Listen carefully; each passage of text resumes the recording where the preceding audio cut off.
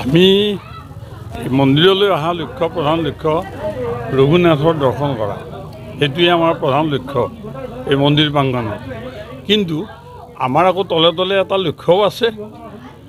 অহাবাৰ আমি পঞ্চায়তৰ নিৰ্বাচন আহি আছে, আমাৰ কৰ্মীসকলক কেনেকৈ আমি সক্ৰিয় কৰিব পাৰোঁ সেইকাৰণে কৰ্মীসকলৰ বিশেষকৈ অসম গণ পৰিষদ দলৰ আমাৰ মহেন্দ্ৰ মোহন ৰায়চৌধুৰী এওঁ কালাইগাঁও সমষ্টিৰ বিধায়ক আছিলে আৰু আমাৰ এওঁলোক দৰং জিলা আমাৰ অগপৰ সভাপতি কমলেশ্বৰ বৰুৱা আৰু স্বৰাজ ডেকা আমাৰ কেন্দ্ৰীয় কাৰ্যনিৰ্বাহকৰ তৰফৰ পৰা এখেতক আমাৰ শিৱাঝাৰৰ পৰ্যবেক্ষণ হিচাপে অৰ্ণৱ ভৰালী আমি সকলোৱে এবাৰ আমি গোটেই সমষ্টিটোত প্ৰথম আমি আৰম্ভ কৰিম নতুনকৈ শিৱাঝাৰ সমষ্টিত যি 5খন জিপি সোমাইছে তাৰে আমাৰ পুৰণি বিষয়ববীয়াখিনিক আমি সংযোগ স্থাপন কৰিব বিচাৰিছোঁ।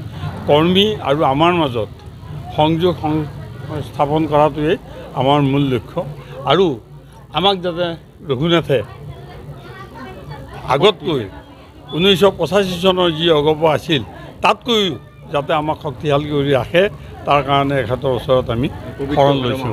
পবিত্ৰভাৱে মাহৰ প্ৰথম তাৰিখে 2026 চনৰ বিধানসভা ইলেকশ্যন প্ৰথমটো পঞ্চায়তে নিৰ্ণয় কৰিব।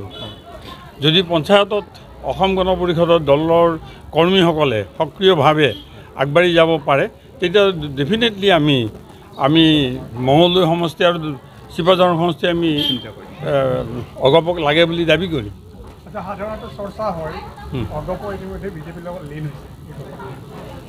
অগপ লীন হোৱা নাই। এটা বাধ্যতামূলক পৰিস্থিতিত আমি 15 বছৰীয়া কংগ্ৰেছৰ দলৰ লগত তেতিয়া আমাৰ শক্তি যেতিয়া তেওঁলোক শাসনত আছিল আমাৰ কৰ্মীসকলৰ তেতিয়া অলপ হেৰি হৈছিলে, আমাৰ সংগঠন অলপ দুৰ্বল কৰিছিল তেওঁলোকে। পিছত গৈ আমাৰ শক্তি হেৰি কৰিবৰ কাৰণে আমি বিজেপিৰ লগত মিত্ৰ কৰিছোঁ আৰু এই মিত্ৰতা আছে।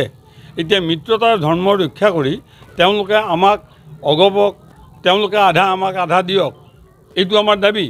তাৰে ভিতৰত আমি পঞ্চায়ত নিৰ্বাচনত আমি দেখিম যে যাৰ শক্তি য'ত সমষ্টিত বেছি সেই সমষ্টিবিলাক আমি দাবী কৰিম আমাৰ তৰফৰ পৰা। আচ্ছা, বৰ্তমান সময়ত বিজেপিয়ে শিৱাঝাৰ সমষ্টিৰ বিধায়ক মহোদয়ে অগপৰ লগত মিত্ৰতাৰ কোনো সুসম্পৰ্ক সেইটো তেখেতক সুধিব। তেখেতৰ বিহেভিয়াৰ আৰু মিথ্যাচাৰৰ ওপৰত যিবোৰ কথা প্ৰচাৰ চলাই আছে ভগৱান ৰঘুনাথে তাক সুবুদ্ধি সুমতি দিয়ক। তেওঁৰ